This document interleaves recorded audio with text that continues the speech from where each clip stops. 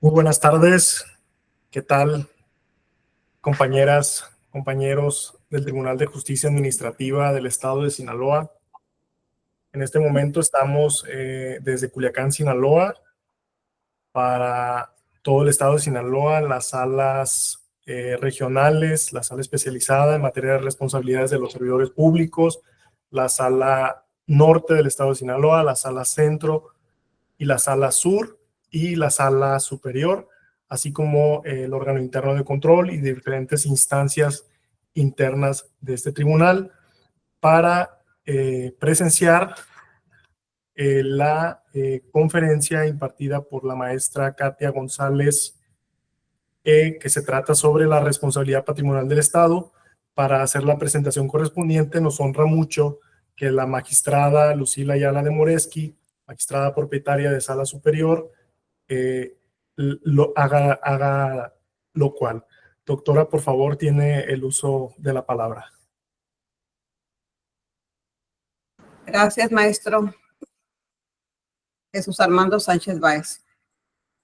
Buenas tardes a todas y a todos, y especialmente a nuestra preciosa secretaria de Estudio y Cuenta, Katia González Flores, que nos hizo el favor de aceptar esta invitación para impartirnos la conferencia sobre el tema de responsabilidad patrimonial del Estado.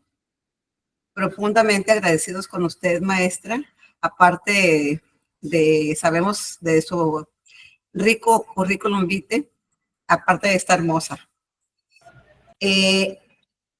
Hoy es un día muy especial porque la maestra Katia nos nutrirá de conocimientos respecto a un tema tan importante como es el de responsabilidad patrimonial del Estado, que obviamente ella nos va a indicar desde que nace esta materia, que fue un caso icónico por allá en los albores del siglo XVIII, que vino a responsabilizar al Estado por sus actos irregulares. Aprecio mucho la presencia de mis compañeros magistrados, el presidente Francisco Carlos Galicia Morales, así como el maestro Leobardo Gallardo Beltrán. La capacitación continua y el análisis de temas relevantes fortalecen nuestra labor y consolidan el compromiso con la justicia. El tribunal está siempre atento y a la vanguardia en los conocimientos de las diversas materias que manejamos en bien de los justiciables. Con este esfuerzo, reafirmamos nuestra convicción y vocación por la excelencia y el estudio y la mejora constante de elementos esenciales para el tribunal que busca ofrecer un servicio eficiente y de calidad a la sociedad.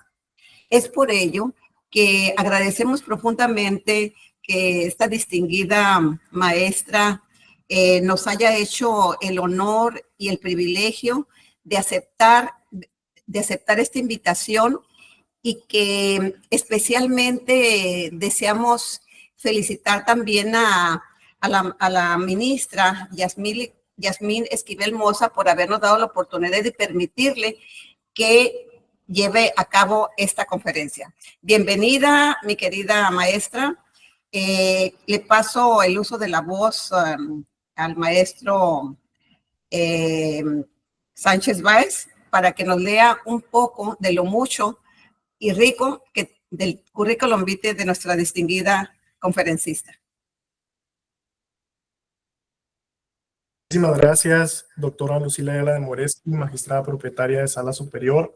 Agradecerle su presentación, su apoyo para llevar a cabo esta conferencia, así como el del magistrado Francisco Carlos Galicia Morales, siempre dispuesto con este y otros temas enriquecedores, al igual que usted, y el magistrado Leobardo Gallardo Beltrán, que son temas que traen muy presentes, el de la responsabilidad patrimonial del Estado y sus implicaciones. Gracias a Sala Superior por todo el apoyo. Y en este momento referir el currículum de la maestra el currículum apretado de la maestra Katia González Flores. Ella es licenciada en Derecho por el Instituto Tecnológico Autónomo de México, es maestra en Derecho por la Universidad Nacional Autónoma de México, cuenta con una carrera judicial de 12 años y ha ocupado diversos cargos en el Poder Judicial de la Federación, entre ellos secretaria del Tribunal Electoral del Poder Judicial de la Federación, secretaria de Tribunal Colegiado en materia administrativa y secretaria de Tribunal Colegiado especializado en telecomunicaciones, competencia económica y radiodifusión.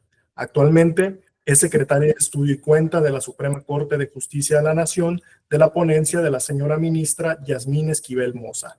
Adelante, maestra Katia, muchísimas gracias. Sea usted muy bienvenida. Hola, buenas tardes. Muchas gracias a ambos por las presentaciones. Y pues bueno, buenas tardes a todas y a todos. Primero que nada, quiero agradecerle a las autoridades de esta institución por darme este espacio para poder platicar con ustedes sobre un tema que es de mis favoritos dentro de la multiplicidad de materias que forman parte del derecho administrativo.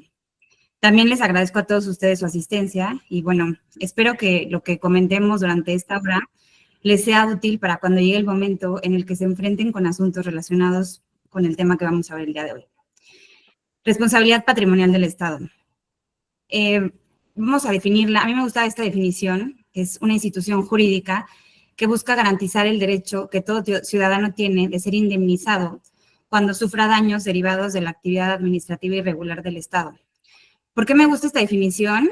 Porque me gusta hacer énfasis al derecho que tienen los ciudadanos de ser indemnizados. Es una institución jurídica que está directamente relacionada con el derecho a una reparación integral del daño. Y hay que hacer mucho énfasis en este derecho. Más adelante vamos a comentar esto, pero quiero desde ahorita hacer énfasis en esto. Bueno, podemos seguir a la siguiente lámina, por favor. Los libros de texto y las referencias comunes a casos de responsabilidad patrimonial del Estado normalmente recurren a ejemplos bastante simples de la actividad. Se piensa siempre, por ejemplo, en el bache que ocasiona una pinchadura de llantas, en el transformador de energía eléctrica que provoca un incendio, o en algún cable de alta tensión que provoca electrocución.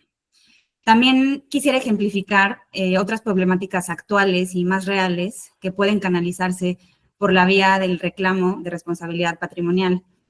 Un ejemplo de esto son los diversos procedimientos médicos irregulares que se dan a cargo de las instituciones de salud pública. Una multiplicidad de asuntos de responsabilidad patrimonial llegan a nuestras manos derivado de estas actuaciones irregulares de los médicos. Como ejemplos rápidos les voy a platicar un par de ellos. Hace no mucho tuvimos aquí en la segunda sala un asunto que nos llegó en amparo directo. Este asunto se trató de negligencia médica por parte de personal del ISSSTE y principalmente lo que pasó aquí fue que nacieron 2 menores de edad prematuros y la ley indica que cuando un bebé nace de forma prematura se le debe realizar un estudio llamado tamiz visual. ¿Esto por qué? Porque el bebé prematuro corre más riesgo de generar eventualmente desprendimiento de retina, precisamente porque los ojos no están bien desarrollados cuando nacen. Lo que pasó fue que no se les practicó este estudio y esto generó que al final ambos niños perdieran la vista. Aquí nos tocó ver el asunto y calcular las indemnizaciones correspondientes y bueno, ya más adelante les platicaré cómo se calcularon, pero es un ejemplo real, actual, se resolvió apenas a finales del año pasado. Otro ejemplo de negligencia de autoridades de salud, no sé si tenga conocimiento, este ya tiene un poquito más de años, pero se volvió muy famoso este asunto, en el que igual autoridades de salud pública, por un actuar negligente, contagiaron a un menor, derivado de una transfusión de sangre, lo contagiaron de VIH, y tocó a la Suprema Corte ver el asunto en materia de responsabilidad patrimonial para hacer el cálculo de las indemnizaciones. Y bueno, hay una multiplicidad de asuntos que han tocado resolver tanto a tribunales como a la Corte, a partir de los que se han ido delineando todos los criterios que tenemos ahora, a partir de los que vamos a guiarnos para dar solución a estos casos. Y bueno, siguiente lámina, por favor. Estos ejemplos nada más los menciono como, pues para tener claro que en la vasta amplitud y complejidad de la actuación de la administración pública, en su régimen y exorbitante de interacciones con particulares, siempre va a existir la posibilidad de que un acto administrativo sea no solamente ilegal, sino irregular. y que a partir de esto se origine el deber de indemnizar a las personas que han sufrido un daño. Entonces, bueno, en mi exposición quiero abordar dos temas principales. El primero es el origen y evolución de la legislación en México sobre la responsabilidad patrimonial del Estado. Aquí voy a dar una introducción, pero no me quiero detener mucho, porque más que la historia y el origen de esta institución, que podemos consultar en libros y en toda la información que tenemos ya en los medios, a mí me interesa que hablemos más bien de las problemáticas que se han suscitado a partir de la implementación de la figura en el orden jurídico nacional, que es lo que nos toca a nosotros como personas juzgadoras. Entonces, bueno, para eso quiero platicar algunas sentencias y tesis relevantes de la Corte, en las que ya se han definido diversos criterios en cuanto a diferentes temas que engloban la responsabilidad, como la carga de la prueba, la forma en la que se deben cuantificar las indemnizaciones, los elementos que se deben de tomar en cuenta. Y me parece que de esta manera la conclusión a la que se llegue de esta plática va a ser mucho más enriquecedora para que ustedes a la hora de que se enfrenten con estos casos tengan elementos para poder atenderlos de forma correcta. Podemos a la siguiente, por favor. Bueno, vamos con el origen y la evolución. Como ya les dije, la responsabilidad patrimonial del Estado es una institución jurídica que busca garantizar a los ciudadanos el derecho a ser indemnizados cuando sufren daños derivados de la actividad administrativa irregular del gobierno. Antes de 2002, la responsabilidad patrimonial del Estado en México se regía por un régimen de responsabilidad subjetiva de los servidores públicos. ¿Qué quiere decir esto? Los servidores públicos eran responsables de reparar los daños que causaban, directamente el servidor como persona. En 2002 se reforma la Constitución Política de los Estados Unidos Mexicanos para incorporar el sistema de responsabilidad patrimonial del Estado.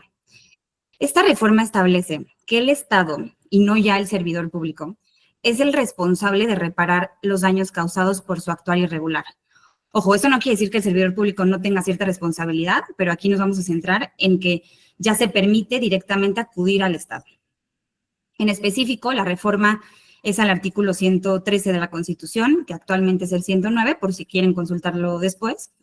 Y bueno, aquí se reconoce expresamente la responsabilidad patrimonial del Estado y se establece que la administración pública federal, estatal y municipal debe indemnizar a los particulares cuando su actividad cause daños.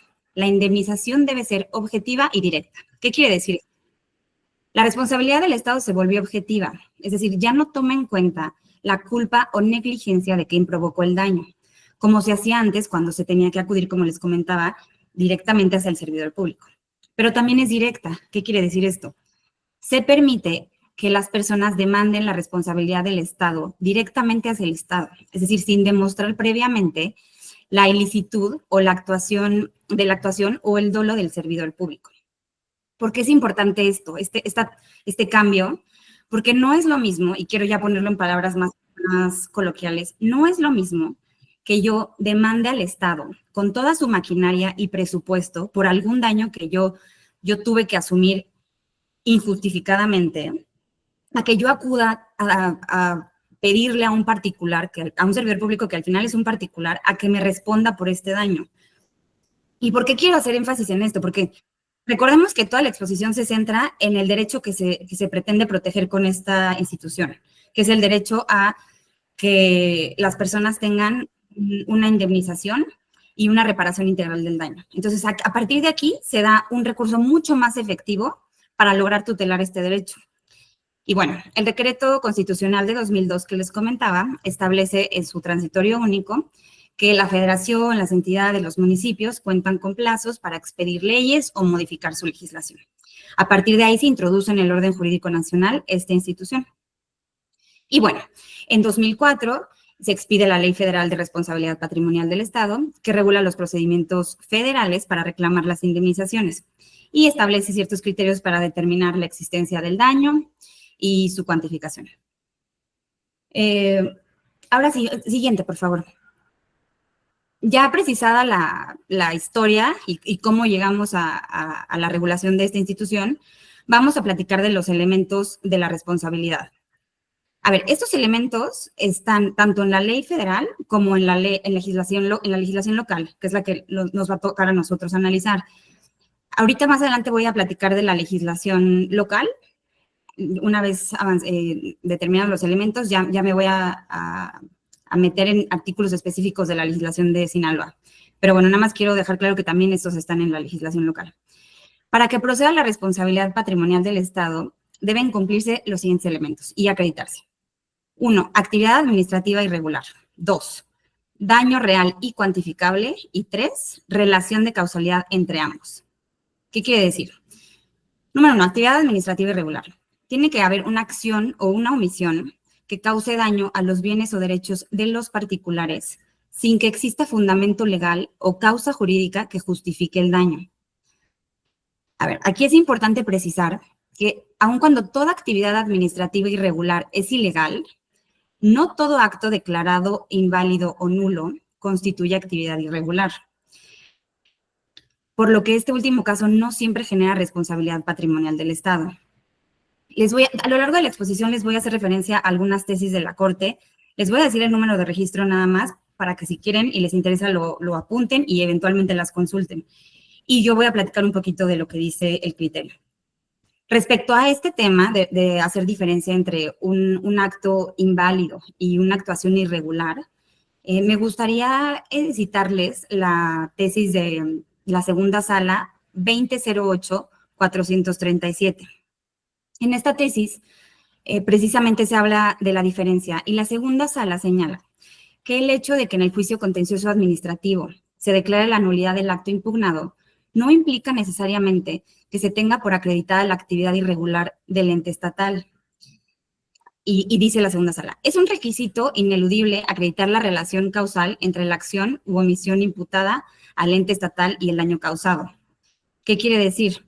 No solamente tiene que haber una actuación desapegada a la ley, sino que se tiene que acreditar que esta actuación fue la que causó un daño al particular. Aquí tenemos un poquito la diferencia.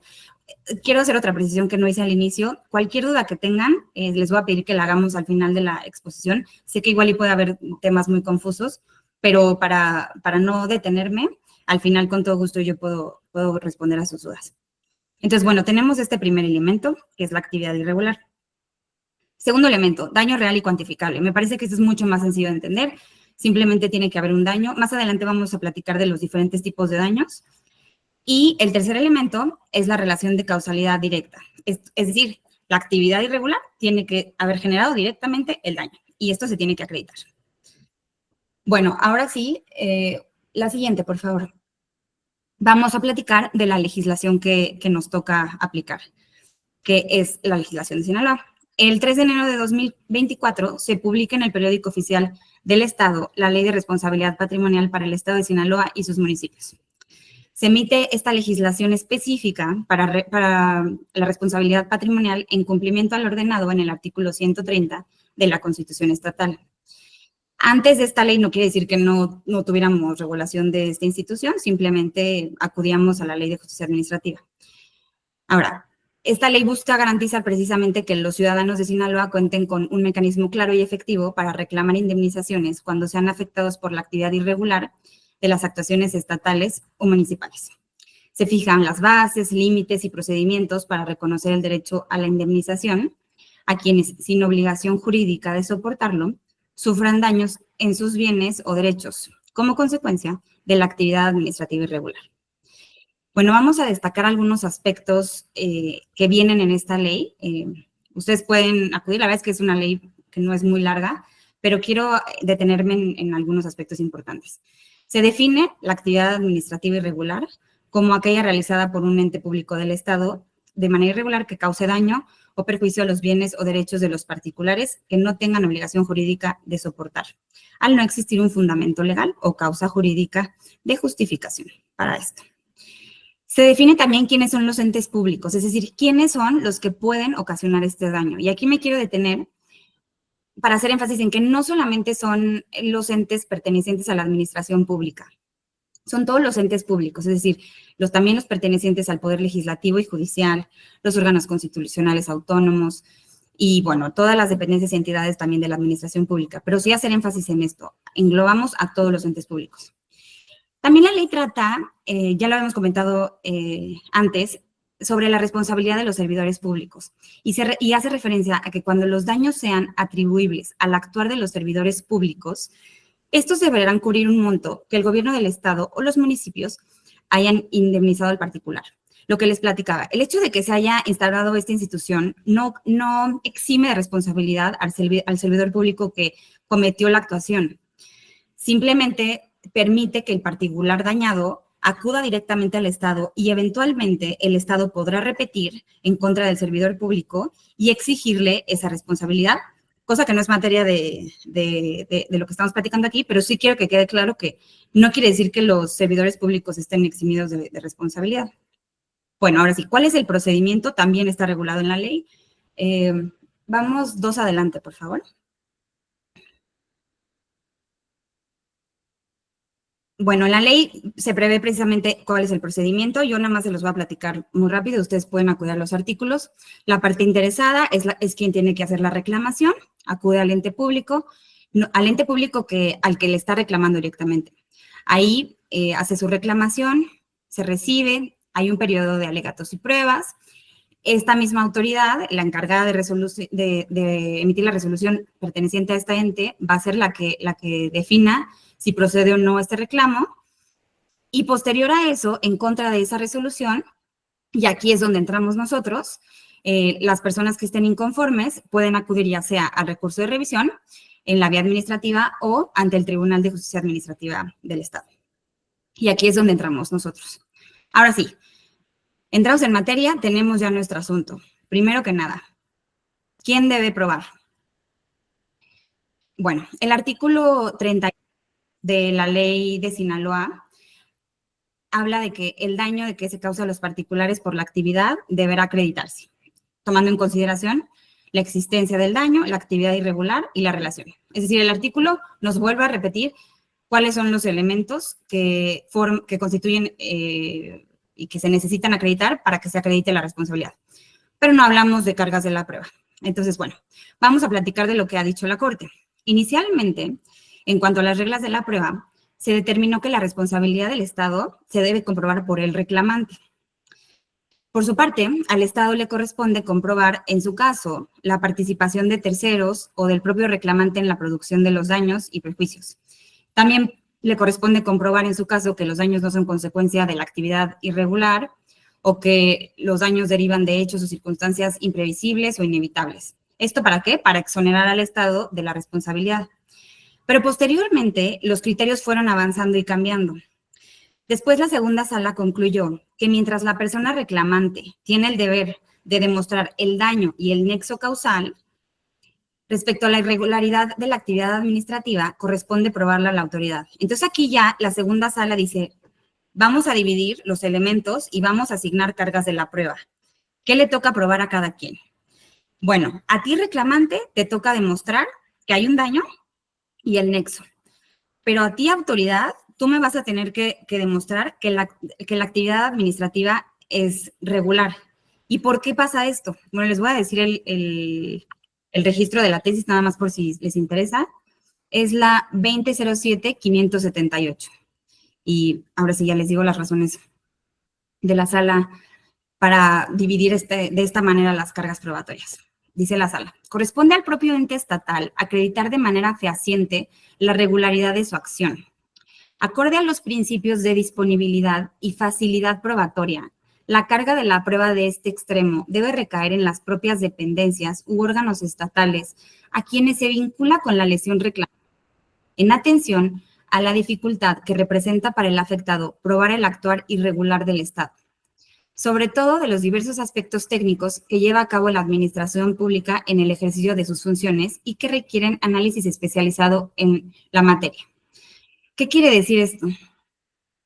La sala se da cuenta de que no es tan fácil para los particulares probar una actuación irregular a cargo de la autoridad. Y recordemos que en los principios de la prueba se busca mucho dirigir la carga a la parte que tiene más facilidad para acreditar.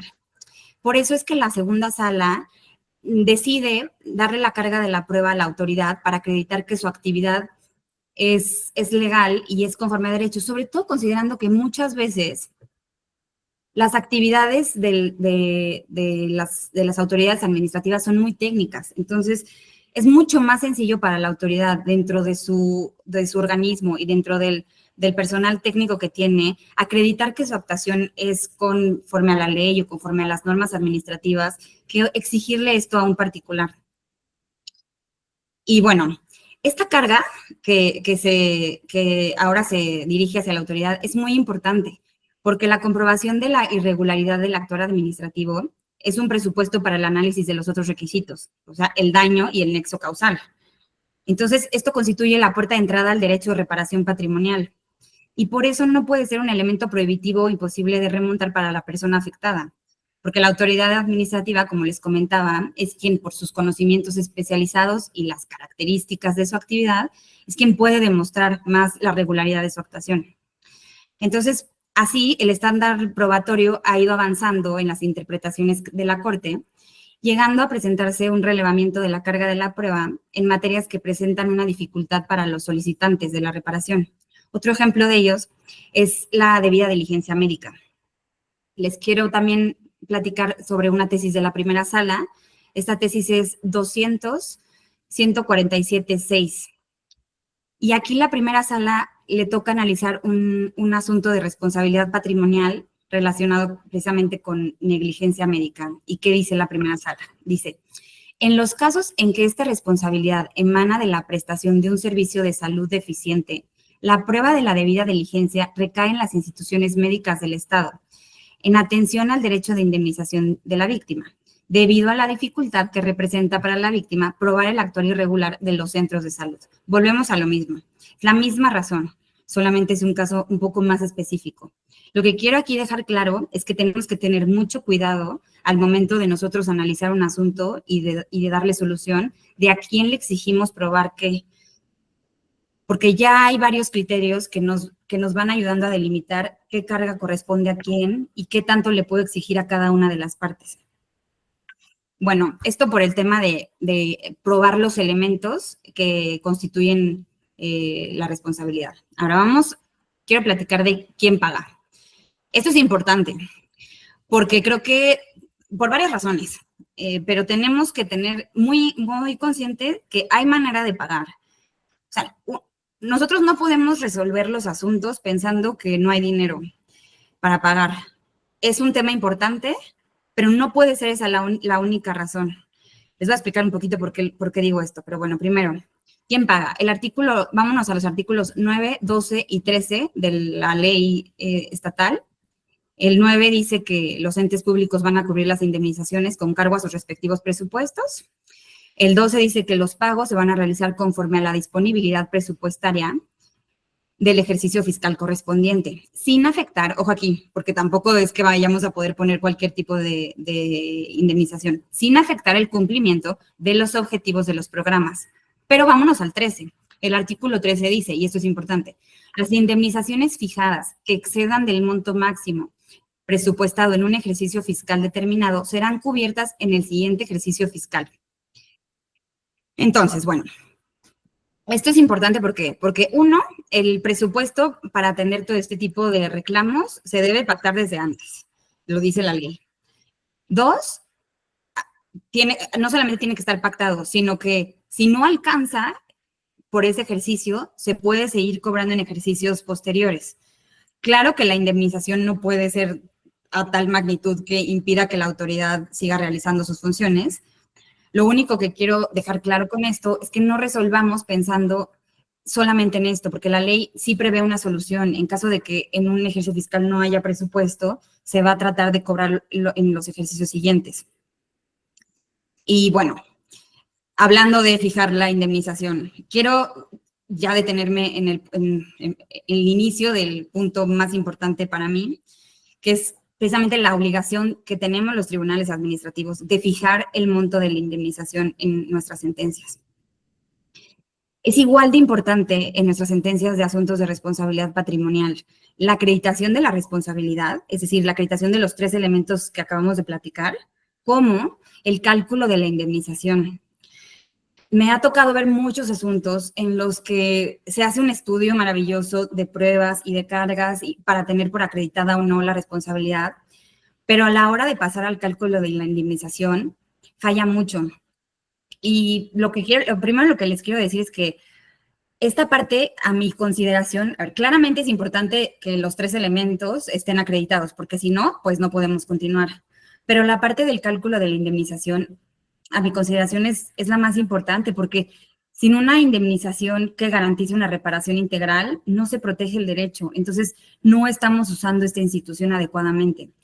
Entonces, bueno, algo que les puedo decir en este tema es que no tengan miedo a calcular el monto y hacerlo como se tiene que hacer, atendiendo al daño, a las cualidades de la víctima. Ahora vamos a platicar un poco de esto. Sé que no es fácil porque no estamos acostumbrados a que nuestro trabajo sea un trabajo de cálculo y de sacar números, pero estos asuntos de responsabilidad sí tienen esta parte muy importante que se trata de calcular daño y traducirlo a dinero. Nosotros no estamos acostumbrados a hacer esto y por eso sí he visto que a la hora de hacer los cálculos es donde empiezan los problemas. Bueno, les quiero platicar un poquito de un amparo directo que le tocó conocer a la segunda sala, en donde es el amparo directo 16-2018, por si quieren consultarlo después. Y precisamente aquí la sala administrativa, que era la autoridad responsable, determinó que no era posible fijar el monto de la indemnización en su sentencia. ¿Qué pasó aquí? Les platico rápido. También es un asunto de responsabilidad por negligencia médica. Se le ocasionó un daño a una menor, precisamente un edema cerebral, porque no se le dio la atención con el debido tiempo. La menor estaba viva todavía, pero tenía este daño. Estaba el asunto en el que se estaba reclamando el monto. Y bueno, la sala lo que dice es, no es posible, yo no puedo fijar el monto porque no tengo los elementos probatorios necesarios para hacerlo. ¿Qué quiso decir la sala? Las partes me tuvieron que haber acreditado o dar elementos y yo no lo puedo hacer, entonces pues no calculo nada. Y así resuelve. Llega el asunto a la corte y la segunda sala dice, a ver, tratándose de daños a la salud de una menor de edad, sí se tiene que recabar, el órgano jurisdiccional administrativo tiene que recabar oficiosamente pruebas para mejor proveer, para estar en condiciones de poder definir el monto de la indemnización. ¿Y por qué? Porque en este tipo de asuntos, el interés superior de la menor obligaba a resolver con la mayor celeridad posible, para evitar el deterioro físico que se pudiera producir por la demora en la solución del litigio, precisamente porque se pedía la reclamación, la familia necesitaba recursos para que siguiera la atención médica.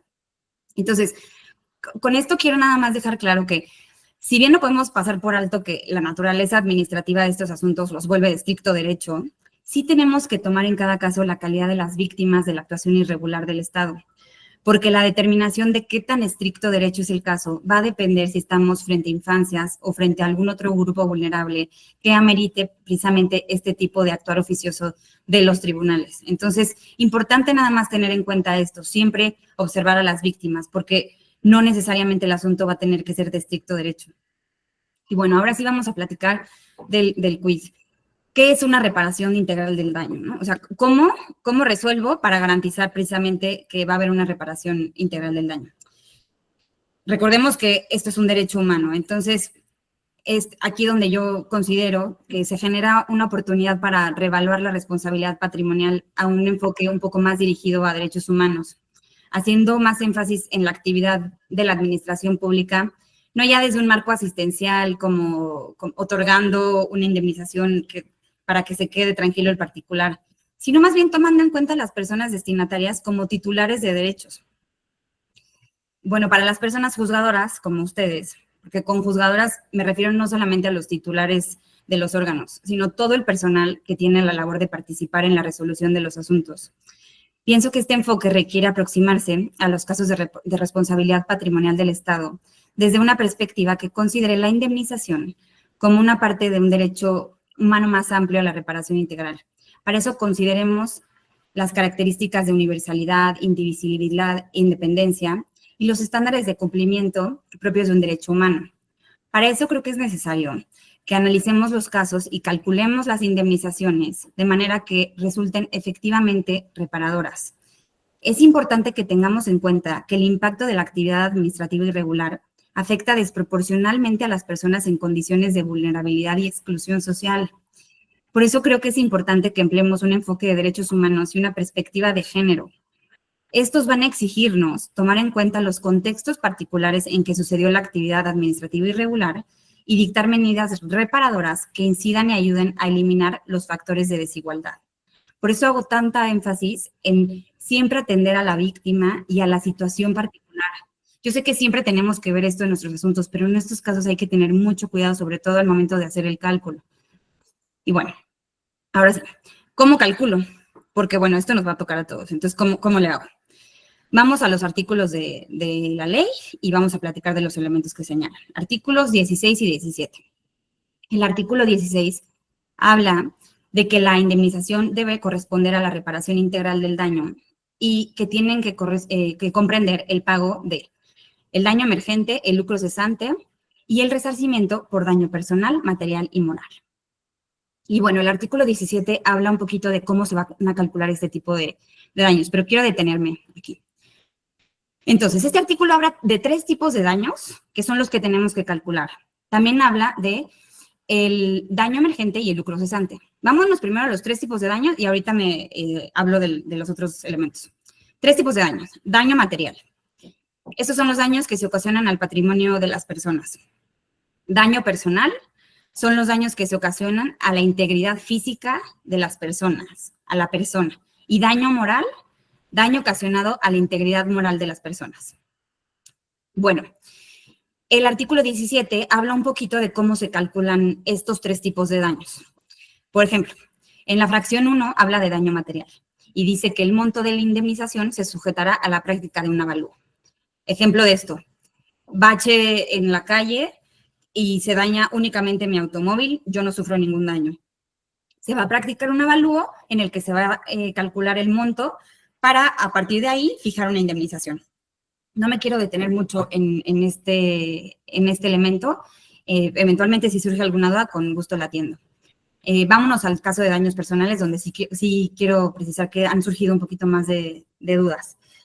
Bueno, daños personales, como les platicaba, aquí son daños a la integridad física y la ley dice que corresponde a una indemnización con base en los dictámenes médicos correspondientes conforme a lo dispuesto para riesgos de trabajo por la Ley Federal del Trabajo. En caso de muerte, porque el daño puede derivar hasta la muerte, lo mismo nos remite a la Ley Federal del Trabajo. Y también dice que en estos daños personales se deben incluir los gastos médicos comprobables. Claro que dejando de un lado todos estos servicios médicos que recibe el reclamante en instituciones de seguridad pública. Y bueno, la fracción 3 habla del daño moral y nos remite al Código Civil del Estado. Dice que ahí se va a regular la forma en la que se calcula el daño moral. Entonces, bueno, vámonos a los conflictos que han surgido por la cuantificación de este tipo de daños. Primero, quiero detenerme en conflictos que han surgido en la cuantificación de daños personales para que los tengamos en cuenta y tengamos, pues, si bien no una guía, sí ya elementos básicos a los que hay que atender y evitar. A ver, como les comentaba, ¿qué dice la ley? En caso de daños personales, en caso de daño a la integridad física, corresponde a una indemnización con base en los dictámenes médicos correspondientes conforme a lo dispuesto para riesgos de trabajo por la Ley Federal del Trabajo. Ok, primer problema que ha surgido con esto. Esto dice la ley de Sinaloa, pero la ley federal dice lo mismo. La segunda sala ya analizó la ley federal y ya determinó que el sistema normativo que remite a la Ley Federal del Trabajo, como es en el caso de la ley de Sinaloa también, para calcular las indemnizaciones por daño personal, es inconstitucional cuando se trata de infancias, porque excluye a los menores de la posibilidad de reparación del daño personal generado por la actividad irregular del Estado, ya que la norma ata la indemnización a la existencia de una incapacidad laboral y, en consecuencia, a la existencia de una relación laboral. ¿Y por qué? Porque la ley del trabajo, que es a la que remite la legislación de responsabilidad, establece que la indemnización debe determinarse con base en el salario que percibe el trabajador al ocurrir el riesgo y los aumentos posteriores, lo que excluye a todas las personas que no son trabajadoras, como los menores de 15 años.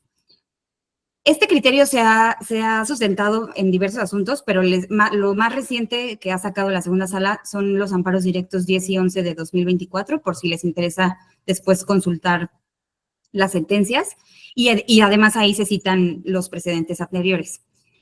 ¿Qué pasa aquí? La segunda sala dice, a ver, yo no puedo aplicar este artículo cuando mi víctima es una infancia. ¿Por qué? Porque mi víctima no trabaja. ¿Cómo voy a calcular el salario que se le está pagando? Esta norma excluye totalmente a las infancias y a las personas que no trabajan, pero en este caso en específico me detengo en infancias. Entonces, lo que la sala hace es construir una metodología completamente diferente a partir de que le declara la inconstitucionalidad de la norma, pero claro, es de esos casos en los que no basta con decir que la norma es inconstitucional, porque pues hay que darle una solución a las partes. Entonces, lo que hace la segunda sala es construir un parámetro para calcular la indemnización de las personas que no trabajan a partir de la valoración de varios elementos. Se precisa que se debe tomar en cuenta el daño físico, la pérdida de oportunidades, en particular las de empleo, educación, prestaciones sociales, daños materiales, pérdida de ingresos, incluido el lucro cesante, y los gastos de asistencia jurídica o de expertos. También habla de los medicamentos, servicios médicos y servicios psicológicos y sociales. Se precisa que es necesario cubrir el costo total del daño causado y también se toman en cuenta el costo de oportunidad de todas las actividades que la persona no va a poder llevar a cabo durante su vida, siendo necesario entonces considerar la edad de la víctima, su expectativa de vida, historial, atributos específicos y el daño causado. Como les había dicho, hay varios asuntos en los que se ha ya usado esta metodología. En algunos de esos asuntos había pruebas suficientes para calcular los alimentos que le tocaría percibir al menor de edad. A partir de este cálculo de alimentos, se hace el cálculo de la indemnización. Se toma en cuenta la esperanza de vida, se toma en cuenta cuánto va a costar la vida de esta persona, y los alimentos, en algunos casos donde estaban acreditados la capacidad económica de sus padres, se calculan mediante los ingresos, se fijó un porcentaje de los ingresos de los padres y se hace el cálculo de la indemnización. Hubo asuntos en los que no estaba acreditado el ingreso de los padres. En estos casos, al no estar acreditado, se toma en cuenta el salario mínimo. Y ojo aquí, porque también hubo un dilema entre tomar en cuenta el salario mínimo o la unidad de medida en estos casos particulares. Al final se concluye que por tratarse de infancias y porque el elemento a calcular porque el elemento a calcular son los alimentos que están directamente relacionados con el salario mínimo, es que se decidió tomar en cuenta y no la unidad de medida, como en otro tipo de indemnizaciones, sobre todo en reglas generales que no involucran infancias. Pero en esos casos importantes, que son de infancias, sí se toma en cuenta el salario mínimo. Bueno, ahora, en daño moral, ¿qué dice la ley? Como les había comentado, la legislación de Sinaloa remite al Código Civil de Sinaloa para ver cómo vamos a calcular el daño moral. ¿Y qué dice el Código de Sinaloa? Dice, el monto de la indemnización lo determinará el juez tomando en cuenta los derechos lesionados, el grado de responsabilidad, la situación económica del responsable y la de la víctima, así como las demás circunstancias del caso. Ya también la Corte ha definido otros elementos que se pueden usar, además de estos, para calcular el daño moral por actividad irregular. No ha dicho que es una obligación, cada asunto es independiente y hay que atender a las circunstancias, pero sí se han usado en varios asuntos. Estos elementos son la existencia del daño, la gravedad, gastos devengados y por devengar, la naturaleza de la relación jurídica en el marco de la que tuvo lugar el hecho ilícito y la finalidad y objeto de la indemnización. Esta metodología la fija la primera sala en una tesis, bueno, en un asunto, pero les paso el registro de la tesis por si la quieren consultar, es la 2018-643. Y bueno, aquí les quiero decir, en temas de cálculo de la indemnización, de por sí, como les comentaba, o sea, no es algo sencillo calcular ni siquiera el daño personal, pero el daño moral todavía menos, porque ahí sí no tenemos de dónde sacar cantidades, es muy complicado. Lo que les quiero decir aquí es que estos elementos, tanto los que prevé la ley como los que ya ha señalado la primera sala, son un parámetro para medir con tendencia a la mayor aproximación posible la compensación que logre dar cierto consuelo a quienes sufren de un daño moral. Pero no son factores a los que debamos asignarles una cantidad monetaria individual y fija. Podemos tomar en cuenta algunos en algunos casos, en algunos otros no. O sea, lo que quiero decir es que sí va a depender muchísimo de cada caso particular y por eso es tan importante la labor de los juzgadores en estos asuntos. para que en cada caso veamos bien qué elementos tenemos, cuál es la situación de la víctima y hagamos la determinación, sobre todo porque es muy complicado y no tenemos reglas objetivas para hacer los cálculos. Ahora, en temas de daño moral, también quiero hablar de la carga de la prueba. Yo sé que ya había platicado antes de esto, pero también hay un criterio aquí. Ya habíamos platicado en cargas de la prueba que le corresponde a los particulares reclamantes probar la existencia del daño. No sé espero que recuerden. Ahora, respecto a demostrar el daño moral, ya se señaló en una tesis de la segunda sala que si bien existe esta responsabilidad, esta carga de la prueba de los particulares de acreditar la existencia del daño, tratándose de daño moral es lo mismo, en casos específicos en los que, acorde a la naturaleza trascendental de la lesividad causada en la libertad o en la integridad física o psíquica de la persona, y que en estos casos sea evidente el menoscabo a sus bienes extrapatrimoniales o espirituales, no se requiere que aporte pruebas para acreditar el daño moral. Esto es súper importante, porque ¿qué quiere decir con esto? Si tenemos un asunto en el que tenemos acreditado que hubo un daño importante, no sé, ejemplo, un asunto de un albergue en el que no se le dio la atención debida a la madre y derivado de esto su niña recién nacida falleció, aquí hay evidencia de que hay un daño moral porque una madre perdió a su hija derivado de actuación irregular del Estado. Ya quedó acreditado, ya no hay problema con que quedó acreditada la actividad irregular. Pero ¿qué pasa? La madre no exhibe un dictamen pericial en donde se acredite que tiene daño psicológico. ¿Qué dice aquí la Corte? Bueno, espérame, o sea, es evidente que en estos casos hay un daño psicológico a la madre, no le exijas o no digas que no se acredita y por ende no hay indemnización, nada más porque no presentó el dictamen correspondiente. Entonces, insisto, vuelvo a lo mismo que ya les dije desde el principio, hay que atender mucho a la calidad de las víctimas y a los casos particulares. Y bueno, algo que no veo en esta ley, pero también se los quiero platicar, es que en la ley federal viene la indemnización por daño moral está topada. Viene que la indemnización no puede ser mayor a tanto. Y ya también la Corte ya dijo que este tipo de topes son inconstitucionales. A ver, ¿qué pasa aquí? Lo que pasa es que el legislador, en una intención de evitar que haya abusos de esta institución y que los en particulares reclamen y abusivamente todo el tiempo estén pidiendo, pues trata de generar mecanismos para cubrir y para garantizar a las autoridades que solamente que se filtren aquellos casos y que solamente se tenga que indemnizar a quienes realmente tengan el derecho. ¿Qué pasa aquí? La Corte dice, bueno, está bien, pero topar el monto de la indemnización por daño moral no es una medida necesaria para esto. Una medida adecuada pueden ser pues todo el procedimiento, las cargas de la prueba que están en la ley, pero este tope que estás haciendo puede llegar a limitar de forma irrazonable el derecho a ser indemnizado, que es precisamente lo que está garantizando esta medida. Entonces, pues ya se dijo que topes de indemnización por daño moral, no. Y bueno, finalmente, el artículo 1800 del Código Civil del Estado de Sinaloa, que es el que les platicaba, que habla del cálculo del daño moral, dice que el monto de la indemnización, como les platicaba, se debe tomar en cuenta los derechos lesionados, el grado de responsabilidad, la situación económica del responsable y la de la víctima. Ojo aquí. A ver, la situación económica de la víctima para determinar el daño moral, ¿se puede o no se puede tomar en cuenta? Bueno, la ley dice que sí, también lo dice la legislación federal, pero ya también tenemos un criterio en el que la Corte dice, bueno, sí, pero no. La situación económica de la víctima no puede ser usada como factor para acreditar la existencia del daño moral o para cuantificar su monto indemnizatorio cuando la lesividad no tenga consecuencias de carácter patrimonial. ¿Y por qué?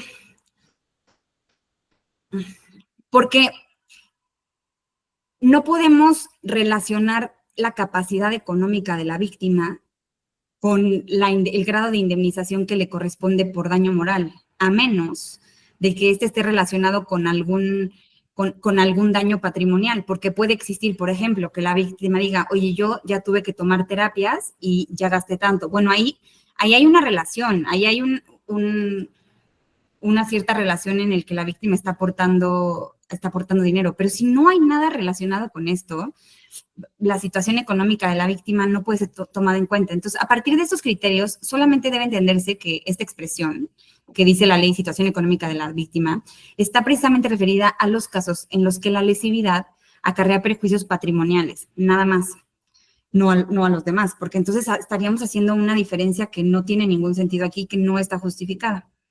Entonces, bueno, estos son algunas problemáticas que han surgido y a partir de lo que, lejos de lo que diga la ley, que claro que es lo principal que hay que atender, quiero dejarles como guías básicas para qué sí y qué no y a dónde nos podemos hacer, qué nos podemos mover.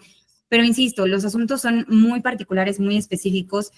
Yo sí les diría que cuando les llegue a tocar un asunto de esto y que no, y porque me ha pasado y que digan cómo le hago aquí, lean otras sentencias, lean cómo ha resuelto la corte, lean, porque solamente así podemos darnos cuenta de cómo se ha calculado, de qué se ha dicho, qué elementos se han tomado en cuenta, más o menos cuál es el monto que se ha fijado como indemnización por daños similares, no, porque no hay otra manera de saberlo y es nuestra responsabilidad fijar montos específicos.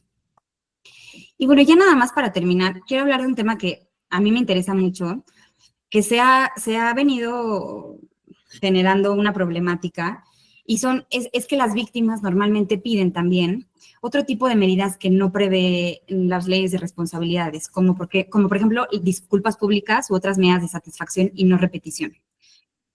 Entonces, normalmente las víctimas dicen, bueno, yo quiero que me indemnices por el daño personal y por el daño moral, pero también quiero pedirte una disculpa pública y también quiero pedirte que me garantices que esto no va a volver a suceder. A ver, ¿qué pasa aquí? Bueno, dentro de las indemnizaciones previstas por la legislación de responsabilidad patrimonial del Estado no están previstas la disculpa pública o este tipo de medidas como creación de monumentos, garantizar la no repetición, etcétera. Ya se ha pronunciado la segunda sala respecto a la improcedencia de sanciones ejemplares en materia de responsabilidad administrativa, al considerar que la condena por este tipo de sanciones resultaría una afrenta directa al principio de equidad. ¿Por qué? Porque lejos de buscar equilibrar adecuadamente la reparación del daño con el debido cuidado del erario público, se permitiría imponer al Estado el débito de pagar indemnizaciones mayores a las que corresponda por la adecuada reparación de las lesiones materiales e inmateriales. Ahora, con independencia de esto, yo sí quiero dejar claro que quedan a salvo los derechos de las víctimas para acudir al procedimiento para acceder a los recursos de reparación integral que están previstos en la Ley General de Víctimas. Recordemos que esta ley es aplicable y obliga en sus respectivas competencias a las autoridades de todos los ámbitos de gobierno. Y en esta ley se prevén todo tipo de medidas de reparación que no hayan podido ser garantizadas y satisfechas por otros procedimientos. ¿Qué les quiero decir con esto? Que el hecho de que la legislación de responsabilidad patrimonial no prevé este tipo de medidas no quiere decir que las víctimas quedan indefensas. En nuestras sentencias no podemos otorgarles este tipo de reparación, pero sí podemos señalar que quedan a salvo las víctimas para, en su caso, acudir a otro tipo de medidas de reparación.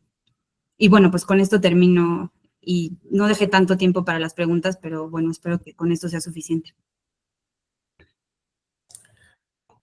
Maestra, muchísimas gracias por su exposición muy clara y en este momento vamos a dar paso. Veo una mano levantada de la secretaria proyectista de Sala Superior, Laura Niebla. Adelante, maestra Laura Niebla. Una disculpa, levanté la mano por equivocación. Muy bien. Gracias. Laura. Muy interesante la conferencia, muchas gracias. Muchas gracias, Laura. Gracias.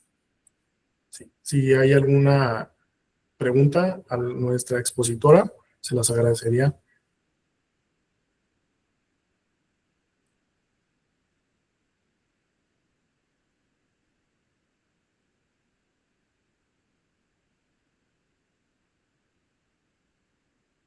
La doctora Lucila Ayala de Moresky levantó su mano. Doctora, por favor, adelante. Muchas gracias. Bueno, primero que todo, maestra, deseo felicitarla por su exposición tan brillante que nos ha dado muchas luces para las resoluciones que emitimos en este tribunal Y es importante destacar el origen precisamente de la responsabilidad del Estado en relación con el caso de Agnès Blanco, ¿no? Que es precisamente allí, en esa sentencia de ese tribunal francés, Tribunal de Conflictos, es el parteaguas del derecho administrativo en relación con el derecho civil. Es ese tema del accidente que tuvo la niña Agnès Blanco, que dio precisamente pauta para que el Tribunal de Conflictos de Francia decidiera condenar al Estado por esa actividad irregular, ¿no? Y no llevarse como se estaba llevando a cabo en la materia civil. Yo creo que ese caso de Blanco de 1873, siglo XIX, estableció un principio esencial en la relación entre los ciudadanos y el Estado. La administración pública es responsable, se dijo en aquella ocasión, por los daños que causen el ejercicio de sus funciones, pero bajo un marco normativo especial precisamente que es el derecho administrativo. Este caso de la niña Blanco es un pilar fundamental en el derecho administrativo y es un ejemplo claro de la doctrina de la responsabilidad estatal. Usted lo ha explicado de una forma brillante, con casos concretos que nos vienen a enriquecer al acervo cultural, jurisdiccional, y sobre todo con todas las sentencias y las tesis que nos marcó para nosotros estudiarlas concienzudamente y llegar, pues, arribar a una indemnización, yo me diría, pues, muy apegada o que sí, que sirva de ejemplo a las resoluciones que emite la Corte Interamericana de Derechos Humanos y no quede pendiente para otro juicio que son interminables en relación con las indemnizaciones. Yo creo que en una resolución debemos emitirla para que sea definitiva para el gobernado en virtud precisamente de la violación de derechos humanos por parte de la actuación irregular del Estado y que debemos nosotros no dejar nada pendiente, porque imagínense para el afectado, para el gobernado que sufrió esa actuación irregular del Estado, ¿cuándo se le va a hacer justicia? Pues nunca, ¿no? Entonces yo diría que la Suprema Corte de Justicia de la Nación debería estar en un símil de resoluciones como lo hace la Corte Interamericana, que no deja nada pendiente, ¿no? Y le felicito por su extraordinaria exposición. Sí, muchísimas gracias, doctora. Y también por su comentario. Creo que sí es muy importante precisamente, no solamente darnos cuenta de la responsabilidad tan grande que tenemos como juzgadores encargados precisamente de conocer este tipo de asuntos. O sea, que al momento de conocer un asunto, garanticemos que nuestra sentencia sí se está traduciendo en un recurso efectivo para las víctimas, sin importar que después de esta sentencia todavía tengan la posibilidad de acudir al amparo directo. No importa, el procedimiento de responsabilidad y lo que nos toca ver a nosotros en este tribunal ya debe de consistir un recurso judicial efectivo para que las víctimas obtengan en la medida de lo posible y lo más rápido que se pueda su indemnización y su reparación. Y repito, sé que es complicado y que no estamos acostumbrados a hacer cálculos y menos en una sentencia, como que igual en nuestra cabeza es que si se llega a hacer algún tipo de cálculo se hace en la ejecución, en algún incidente, pero es importante tomar en cuenta desde que se está integrando el juicio que vamos a tener que hacer un cálculo. Entonces, desde ahí, tener bien en cuenta qué es lo que vamos a necesitar para resolver, no dejarlo para el final. Si estamos viendo que está faltando algo, si estamos viendo en la medida de nuestras posibilidades y insisto, de quiénes son las partes y de qué tan estricto derecho debe regir en mi juicio. Pero desde que empiece el trámite, hay que tratar de preparar el asunto para que pueda salir una resolución en la que se diga todo y ya esto no se alargue más. Y pues bueno, muchísimas gracias por su atención a todos. Gracias a usted, extraordinaria. Gracias. Hasta luego. ¿Aplausos? Sí, muchas gracias, maestra Katia González. Y quiero hacer un parteaguas ya para concluir. De estos asuntos, precisamente no cuantificar en instancia superior, en este caso en la alzada de sala superior, ha sido un tema que ha preocupado mucho a la doctora Lucila Ayala de Moresky desde que yo era secretario proyectista y al magistrado presidente Francisco Carlos Galicia Morales. Ha sido una directriz desde hace más de 2 años y nos conminan, y ahora ya el magistrado Gallardo, pero nos conminan a cuantificar desde segunda instancia cuando precisamente tenemos los elementos. Así se preocupan mucho por esa vertiente y yo se los reconozco, doctora Lucila, y reconocerla a usted, maestra Katia. Reconocerla a usted en este momento le pediría a las y los compañeros que en una suerte de un reconocimiento, por favor, abramos nuestras cámaras todos y le dediquemos 6 segundos de aplausos a la maestra Katia González por su valiosa exposición. Muchas gracias a todos.